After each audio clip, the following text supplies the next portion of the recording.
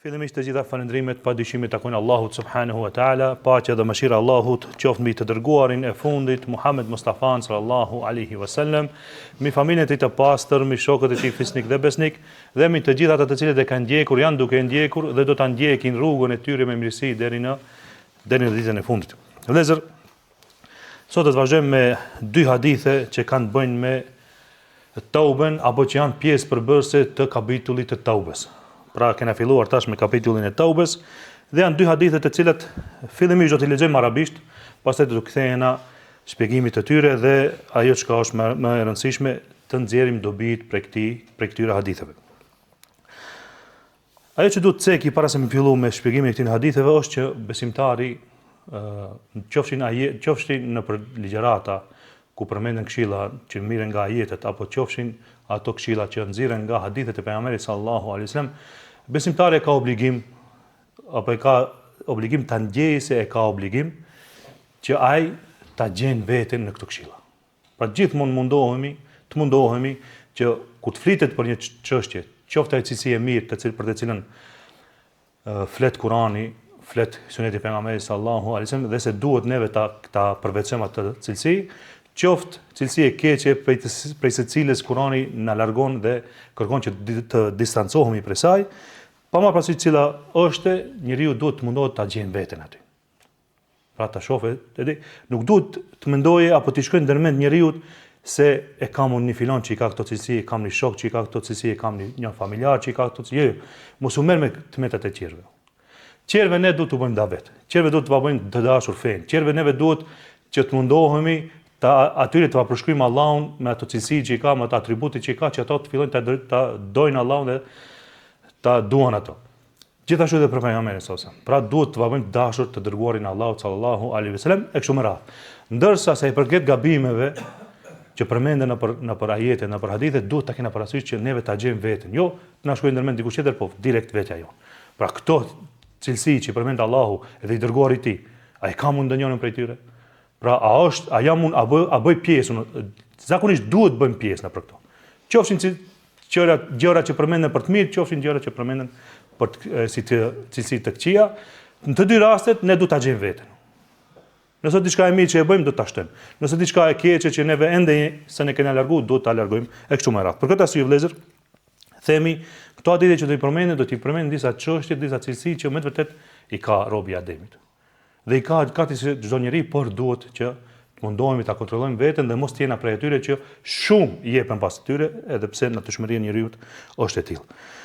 Pra do të fillojmë me hadithin e parë, hadithin 23, që është i radhës, ku thot autori an Ibn Abbas radhiyallahu anhuma anna Rasulullah sallallahu alaihi wasallam qala: "Law anna li ibn Adam wadiyan min dhahabin ahabba an yakuna lahu wadiyan." ولن يملأ فاه إلا التراب ويتوب الله على من يتاب. Kjo hadithi i parë. Hadithi i dytë është an Abi Huraira radhiyallahu anhu anna Rasulullah sallallahu alaihi wasallam قال: يضحك الله سبحانه وتعالى إلى رجلين يقتل أحدهما الآخر يدخلان الجنة. Pastaj thot يقاتل هذا في سبيل الله فيقتل ثم يتوب الله على القاتل فيسلم فيستشهد. Muttafaqun alayh, pra hadithi i dytë është edhe i parë, edhe i dytë janë të dy hadithet muttafaqun alayh, pra që janë transmeton edhe te Imam Buhariu edhe te Imam Muslimi. Tash do shkojmë hadithin e parë vëllezër.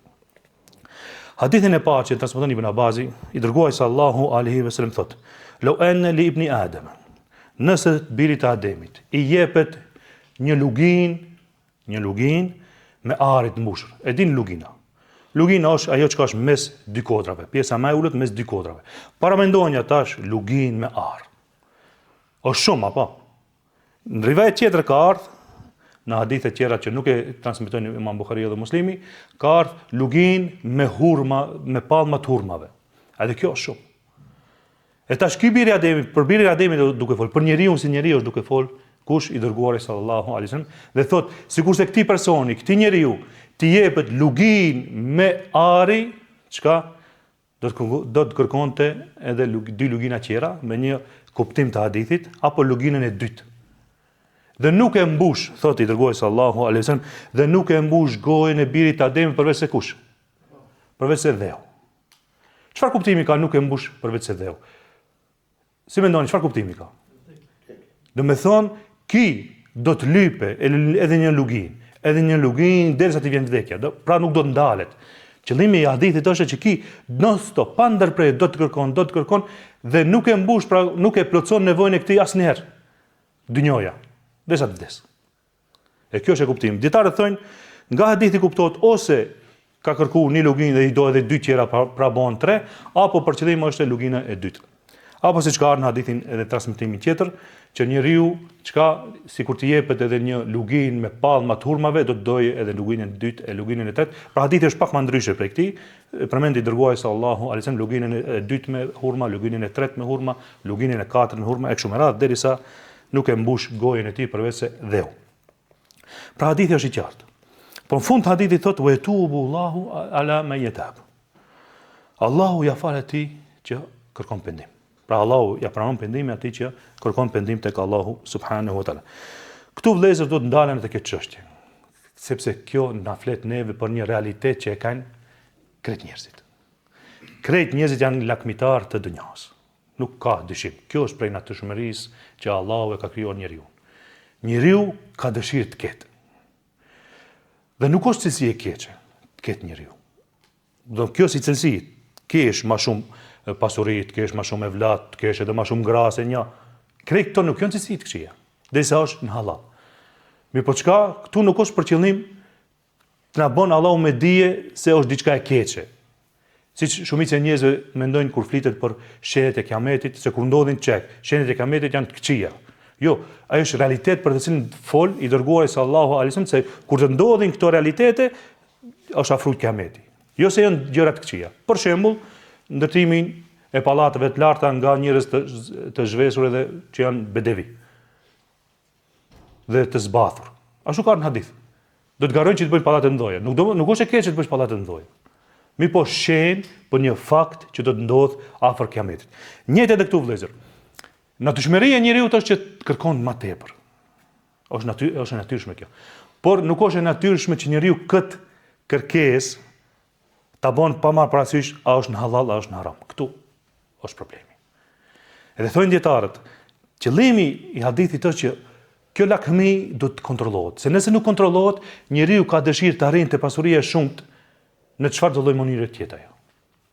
Prandaj kur themi dhe kur e shohim shpesh bëhet pyetje vëllezër, kur është çështje për dynjë edhe furnizim, shpesh bëhet pyetje për njerëzve se si ka mundësi dikush s'ka hiç edhe punon shumë, që të hiç pa punu, Allah i ka dhënë shumë. Pra, janë këto disa si pyetje dilematike.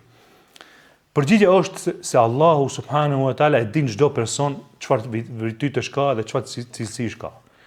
Dhe me çka i bën dëm atij personit. Ka dikujt nëse e jep bukurinë, ai del prej feje. Nëse jep bukurinë mahnitet me veten e vet, Allahu ja ka paksu. Nuk ja ka dhënë bukurinë. Ka dikush nëse jep pasurinë, çka del prej shinave. E haron Allahun dhe mendon se kreti ka prej durve të veta.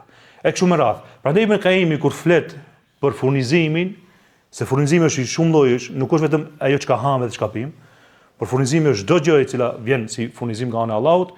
Thotë Ibn Qayyim, Allahu subhanahu wa taala ka drejtësi në shpërndarjen e rrezikut. Prandaj thotë shohim se dikujt Allahu i ka dhënë bukuri, si ka dhënë mendje, dikujt i ka dhënë mendje, si ka dhënë bukuri, dikujt i ka dhënë pasuri, pasi ka dhënë bukuri. E kështu me radhë. Mirë po thotë Allahu e ka ditë më smeti për çdo person cila i bën mirë atij, edhe nuk ja ka dhënë ato që i bën dëm. E kështu duhet ta kuptojë besimtari këtë çështje. Nëse Allahu s'ta ka dhënë pasurinë, dije se pasuria të bën dëm. Dije se pasuria të bën dëm, prandaj edhe s'ta ka dhënë. Momentin që ti forcohesh, Allahu edhe ta jep, sepse ke ardhur në atë shkallë të cilën ti nuk të bën dëm. Edhe ka me ta dhënë inshallah. Nëse ka hajër për ty. Prandaj besimtarët kur e lusin Allahun subhanahu wa taala, e kanë për detyrë ta lusin Allahun subhanahu wa taala me fjalën nëse është hajër për mua. O Zot, mundso ma një gjë të tillë, pra si një lloj istihare. O Zot, ma mundso këtë nëse është hajër për mua. Me pasuri nëse është hajër për mua. Për mua, për fen tim, për familjen time, kështu me radhë. Atëherë e lojmë çështjen çka në dorë të Allahut. Edhe Allahu pastaj është i gjithdijshëm. Ai e din, a duhet të t'jap apo jo? Nëse s'tjep, është më mirë për ty. Nëse t'jep, është më mirë për ty. Japish më shumë se sadaka. I ndihmojsh më shumë projektet e davetit e kështu me radhë. Pra kjo është ajo në këtë hadith I dërguari sallallahu alaihi wasallam na bën neve me dije se kjo është realiteti në natyrshmëria e personit dhe ai do të jetë lakmitar derisa ta mbulojmë me dhe. Kjo është realiteti i tij. Prandaj vëllezër, kur është e pasuria, njeriu do ta ketë parasysh se nga ana e Allahut ka të drejtë punon çdo punë e cila nuk është haram. Dhe ka drejt ta fiton pasurinë në çdo lloj mënyre e cila nuk i shkel kufit të Allahut subhanahu wa taala. Pse? Se kjo pasuri pastaj do ndikon në bereqetin e këtij, pra ajo pasuria ndoshta është shumë, por nëse nuk është fituar ashtu si duhet, ajo nuk ka bereqet dhe nuk ja sheh hajrin as këtë dunjë, mos flasim edhe në dunjën tjetër. Prandaj vëllezër, edhe ka ardhur hadithi na bën me dije që njeriu të ketë kujdes, sepse përfundimi i hadithit përfundon me wa yatubu Allahu ala man yatab. Dhe Allahu ja fal atij që kërkon pendim. Pse? Se njeriu i cili gabon, ne dim shumë që ka në hadith se çdo biri i Ademit është gabimtar dhe mirë po gabimtari më i mirë cili është ai që pendohet. Çdo njeri prej neve bën gabime, mirë po gabimtari më i mirë është ai që pendohet. Dhe në fund, pra edhe në fund ka ardhur hadithi me këtë fjalë sepse është edhe në kapitullin e Taubes që njeriu duhet bën taube. Njeriu duhet bën taube dhe këtë hadith e ka përmendur dërguari sallallahu alaihi wasallam pasi e ka lexuar surën El-Bayyina. Pasi ka recituar, kur i ka zbrit surja Al-Bayyina, e ka përmendur edhe këtë hadith si shembull konkret se njeriu njeriu është lakmitar i kësaj dynjoje dhe ato asnjëherë nuk ndërpritet lakmia për këtë dynjë përveç se me vdekje. Edhe argument që lejohet të lakmojmë dhe argument që lejohet të duam të kena më shumë pasuri, çfarë do lloj qoftë ajo, është se Allahu subhanahu wa taala na përmend në Kur'an se në njeriu i fundit që do të hyjë në xhenet do të jetë kush? Do të ketë sa 10 dynjoje dhe çka kanë to. Pastaj ka përmend se ai i cili vepron kështu ka kaç pallate në xhenet, ai i cili vepron kështu ka kaç gra në xhenet, ai i cili vepron kështu. Pra, vet Allahu na ka mësuar që ne vet garojmë mbas diçka, garojmë për pasuri, me pasuri të xhenetit. Dhe që na bën me dije që nuk është gabim, nuk është e keq që njeriu të lakmon, por është e keq që njeriu çka mos ta kontrollon veten e tij në lakmi, që të arrijë deri tek ajo nëpërmjet haramit e jo nëpërmjet halalit. Tham që këtë ka përmend si hadithi i dërguarit sallallahu alaihi wasallam pasi ka zbrit surja Al-Bayyina. Te surja Al-Bayyina kur flasim subhanallahu për surjen Al-Bayyina, nuk ka shansa që mos i përmendim këto çështje apo ajetet e fundit të surës Al-Bayyina. Ku Allahu subhanahu wa taala përmend thot innal ladhina kafaru min ahli al-kitabi wal mushrikina fi nari jahannam khalidina fiha ulaika hum sharrul bariyah. Thot për ata të cilët kanë bërë kufër, për ehli kitabit dhe ata mushrikinave të cilët kanë bërë kufër, pra e kanë mohu pejgamberin sallallahu alaihi wasallam dhe mesazhin me të cilin ka ardhur i dërguari sallallahu alaihi wasallam, këto do të jenë përgjithmonë në xhenem, por janë sharrul bariyah. Këto janë sharrul bariyah. Janë krijesat më të ulta, më të sherrit, më të këqija. Pse se kanë pa hakun dhe ja kanë kthy shpinës. Njëjtë e përmend kundërtën tash. Thot innal ladhina amanu wa amilu salihati ulaika hum khairul bariyah. Por ata të cilët besuan dhe bën vepra të mira, çka janë këta? Khairul bariyah, janë krijesa më e lartë. Dietarët thonë se krijesa më e lartë i bie që nëse njeriu beson Allahun, bën vepra të mira, largohet prej gjinave të ndoja, bën vepra, domethënë nuk afrohet as gjëra që janë të papëlqyera, i bën gjëra që janë të pëlqyera, nuk janë farze. Pra merret me aspektin fetar në mënyrën e tij të mundshme maksimale, arrin gradën e khairul bariyah. Arrin gradën e më lartë se melekët. Pa ky ajet tregon që njeriu mund të arrijë gradë më lartë se melekët, por edhe mund të arrijë gradën e më ulët se kafshët. Mund të arrijë në shkallë edhe më ulët se kafshët. Prandaj vëllezër, për këtë në fund Allahu thotë do të ketë xheza, do të ketë shpërblim, çka xhenetet e Adnit, në të cilat do të jenë përgjithmonë. Rrjedhin lumej ndër to. Dhe pjesa e fundit është se këto radiallahu anhum wa radu an, këto do të jenë pra ata që do të jenë të kënaqur me Allahun dhe Allahu është i kënaqur me ta. Tash kjo si kuptohet? Allahu e jep xhenetin sepse ka qenë i kënaqur me këta. Mirë, por këto do të jenë të kënaqur se Allahu e ka mbajtur premtimin. Allahu subhanahu wa taala çka e mban premtimin dhe u ka dhënë krejt ato që ka premtuar në këtë dynjë. Pra radiallahu anhum wa radu an, Allahu është i kënaqur me këto se këto i kanë përfill urnat e Allahut, qofshin urdha për veprim apo urna për ndalim, dhe çka edhe ato janë të kënaqur me Allahun se Allahu e ka mbajtur premtimin dhe ka dhënë xhenetet e Adnit e kështu me radhë. Pra këto janë gjëra që njeriu duhet t'i ketë parasysh. Besoj që kjo është prej komentimeve të mjaftueshme të këtij hadithi. Tash shkojmë te hadithi tjetër të cilin transmeton Abu Huraira radhiyallahu anhu, thotë se Kale, pra ka thoni dërguari sallallahu alaihi wasallam. Thot, yadhaku Allahu subhanahu wa ta'ala ila rajulaini yaqtulu ahaduhuma al-akhar. Thot, yadkhulan al-janna. Thot Allahu buzëqeshi. Qeshi Allahu, thot për dy persona, pra Allahu qeshi me dy subhanahu wa ta'ala, pra i lartësuar qoftë, qeshi thot me dy persona të cilët e luftonin njëri tjetrin, pra ishin armiq njëri tjetrit. Thot dhe të dy hynën në xhenet. Pra ne ka qesh Allahu subhanahu. Dhe kur themi vëllezër, kur flasim tash për Allahun, edhe për cilësitë e Allahut, duhet ta kemi parasysh asnjëherë mos na shkojë ndërmend që ta përngjasojmë me krijesat. Edhe pse qeshme ne dim ne shumë çka është qeshme, kupton te ne si njerëz, e dim çka është qeshme. Mirë, po kur flasim për Allahun, duhet automatikisht ta stopirim përngjasimin me njerëzit. Është e qartë kjo. Prandaj duhet ta dimi se ne e bëjmë ithbat, pra e vërtetojmë cilësinë, si cilësi sepse i ka përmend i dërguari i tij, i cili e thot vërtetën, dhe i cili ka fol jo prej hamendjes, por ka fol prej asaj çka i është shpallur, mirë po njëkohësisht do të kena parasysh se nuk i përngjan krijesave.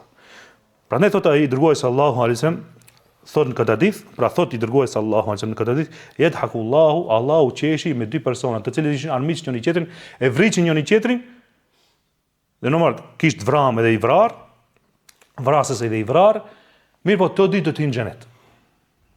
Atëherë bëhet pyetja, a e keni dëgjuar më herët është përmend se të dy do të jenë në xhenem, ku ka qenë më herët te sinqeriteti, ja që te kapitulli i sinqeritetit, është përmend se edhe i vrasi dhe i vrami do të hyjnë në xhenem. Pse se njëri ka qenë tema e niyetit, edhe ky tjetri kish qenë pak më i fortë edhe ky do ta vriste ato. Pra do ta kish marr mëkatin e vrasjes, mirë po ai pari ka qenë më i fortë edhe e ka vrarë. Mirë po njëti ka qenë edhe ky i vrari, që edhe ky ta vret. Ktu jo, këtu është e kundërta. Ktu Allahu qesh se këto janë dy armiq njëri tjetrit, mirë po në fund çka ndodh? Në fund ndodh që të dy janë në xhenet. Edhe i vrasësi edhe i vrari. Thot në vazhdimin e hadithit thot ai pari që është vrar, pra i vrari, thot kan yuqatilu hadha fi sabilillah. Mirë po vrar. Kan yuqatilu fi sabilillah fa yuqtal. Ishte duke luftuar fi sabilillah, pra për që fjala e Allahut jetë më e larta, nëse ai kundërshtari i tij ishte duke e luftuar këtë se ki dëshiron të jetë fjala e Allahut më e larta. Mirë po, më i fortë ndodhi armiku i Allahut edhe vret këta. Ki vdes si vdes njeriu i cili lufton për hir të Allahut. Shahid, grada më e lartë. Apo ndërsa thot ki qetri thot, pastaj thumma yatubu Allahu ala al-qatili, pastaj Allahu ja fali katilit, ja fali vrasësit, dhe në fund thot fe yuslim fe yustashhad. Allahu ja fali, u bë musliman, edhe pastaj vdes edhe kishte shehid. Vrasësi i parë. Ai vrasësi edhe i vrari të dy vdesin në fund si shehida. Edhe çka është më interesant, pse Allahu ka qesh në këtë rast, thon dietarët, komentatorët, thon se për shkak se këto dy kanë qenë armiq, edhe janë nda me armiqsinë në dunjë, ndërsa gjithë do të jenë shumë afër njëri tjetrit. Do të jenë miq të njëri tjetrit, pra do të jenë ala surin mutakabilin. Do të jenë nëpër kultuçe duke qesh njëri me tjetrin. Pse se Allahu subhanahu wa taala nuk e fut xhenetliu në xhenet pa ja larguar këqijat prej zemrës së tij. Pa ja larguar hasedin, hektin, domethënë armiqsinë, këto. Krejt ja largon prej zemrës së tij për shkak se në xhenet nuk hihet me smundje të zemrës, po xheneti pranon njerëzit të pastër. Prandaj Allahu subhanahu wa taala ka thënë se në këtë dunjë kanë qenë armiq njëri tjetrit. Kanë dashur ta vrasin njëri tjetrin edhe kanë vrarë. Mirë po që do të jenë afër njëri tjetrit, miq të njëri tjetrit, dhe çka do të qeshin dhe do ta kujtojnë punën e ndodhin që u ka ndodhur. Do ta kujtojnë, se është interesante, ka përmend pejgamberi sallallahu ka përmend sahabes kur ato e kanë pyetur, do kesh, domethënë do të ulemi ti kujtojmë ditët e dunjos, ka thonë po. Dhe bënë sa tash jemi njëri në xhenet, kultuçe, me gjelmosha, të cilët bëjnë sevap, bëjnë shërbim, pra bëjnë shërbime, me shpensë për rreth teje, domethënë, cëllin shpensë shkon mendja të hashet, servohet për ta hëngur, pra në xhenet je. Edhe je ul me këtë, me të cilin ke pas problem, edhe ti ta ka përfunduar jetën në dunjë. Dhe ti ke shkak i asaj vrasje ti je shahid. Mirë po është që i njëjti që të ka vrarë ti, që është bërë sebeb që ti je shahid, me atë njëjtin me pasat që ke pas, vjen pastaj ulet afër teje në xhenet edhe e bisedoni këtë moment kur ti mvrave e kështu e çashtu. Unë isha në rrugt të Allahut, unë luftoj për rrugt të Allahut, ndërsa ti mvrave në kundërshtim të asaj atij misioni. Për këtë arsye vëllezër, tu do të kena parasysh në këtë hadith se i dërguari sallallahu alaihi wasallam e përmend në ajet Allahu subhanahu wa taala e përmend në surën Al-Furqan, thotë walladhina la yad'una ma Allahi ilahan akhar. Ata të cilët nuk adhurojnë bashkë me Allahun zot tjetër, ilah, pra të adhuruar tjetër. Wala yaqtuluna an-nafsa allati harrama Allahu illa bil haqq. Dhe nuk e vrasin. Pra, fillimisht janë njerëz të tauhidit dhe nuk bën shirk. Pastaj kanë cilësinë se nuk vrasin personin që Allahu ka ndaluar vrasin e tij përveç se me hak. Kur themi përveç se me hak vëllezër, është për qëllim se përveç se nëse ai meriton vritet edhe e vret ato shteti islam, jo njerëzit. Prandaj nuk ke drejt askush ta vrasë askondin përveç se kur vjen çështja vret shteti edhe kur vret shteti e vret me hak. Prandaj është përmend dhe walladhi wala yaqtuluna an-nafsa allati harrama Allahu illa bil haqq. Pra nuk e vrasin një person të cilin Allahu e ka bërë haram të vritet përveç se me hak, me të drejtë. Wala yaznuna wa man yaf'al dhalika yalqa adhama, dhe këto janë ata që nuk bëjnë zina. Pra ibadur rahman, njerëzit e afërt të Allahut nuk bëjnë zina. Janë larg prej zinas. Dhe ruajnë veten e tyre prej zinas, përveç se nëse është me martesë, pra aty Allahu subhanahu wa taala u jep edhe çka edhe sevape bile. Yuda'af lahum al-'adhab, pra ti personi i cili ka këto cilësi, largohet prej shirkut, e ka tauhidin, nuk bën zina, nuk vret. Këto persona çka ndodh aty, Allahu u shton mirësitë dhe sevapet. Pra prej 10 fish 700 edhe shumë më shumë. Yaumul qiyam, pra ditën e gjykimit, wa yakhludhu fihi muhan. Pra, ndërsa ata të cilët thotë e veprojnë këtë gjë, ndërsa njerëzit e kundërt, të cilët i veprojnë këto vepra, pra vrasin me pa të drejtë, bëjnë zina, për këtë Allahu subhanahu wa taala thotë do t'u shton dënimin ditën e gjykimit dhe do të hyjnë në xhehenem të përbuzur. Përveç se do të hyjnë në xhehenem, do të hyjnë edhe në xhehenem të përbuzur. Pastaj thotë e tash vjen te çështja e tobës. Illa man taba. Ka shansa vëllezër që njëri të ketë këtë cilësi. Ka shansa që njëri i ka këtë cilësi, ka vra, ka bëu zina. Apo i ka bëu këtë gjëra, ka bëu edhe shirk, mi po ende është gjallë. Prandaj Allahu fund e përfundon ajetin duke thënë illa man taba wa amana wa amila amilan salihan fa ulaika yubaddilu Allahu sayyiatihim hasanat. Përveç tot atyre të cilët kanë bërë taupe. Pra këti kanë pas të vepra apo disa prej këtyre veprave. Flasin tash për gjinat ndoja. Gjinat për të cilat sipas mendimit të ehli sunetit njeriu meriton dënimin nëse nuk bën taupe. Pra gjinat e mëdha kanë kështu definicionin. Ai që vepruesi gjinave të mëdha e meriton dënimin. Por përsëri është në mëshirën e Allahut. Por ai meriton dënimin se ka bërë gjina të madh. Përveç atyre të cilët bëjnë taupe, tash bëjnë taupe, besojnë, bëjnë vepra të mira, këtyre Allahu subhanahu wa taala prej mirësisë që ka ndaj dhe mëshirës që ka ndaj robëve të tij, çka ndodh këtyne ato gjinahe që ndoshta dishin bërë sebeb që këto të hyjnë në xhehenem dhe dënohen në xhehenem dhe të hyjnë në xhehenem të poshtruar, çka ki taubes, Allahu ato gjinahe krejt va kthen në sevape. Kjo është shumë e rëndësishme. Prandaj vëllezër, taubja ka shumë vlerë të madhe tek Allahu subhanahu. Shumë vlerë të madhe. Dhe bile ka ardhur në hadith se nëse Allahu subhanahu wa taala është një popull i cili nuk i bën mëkat Allahut, Allahu do ta zhdukte.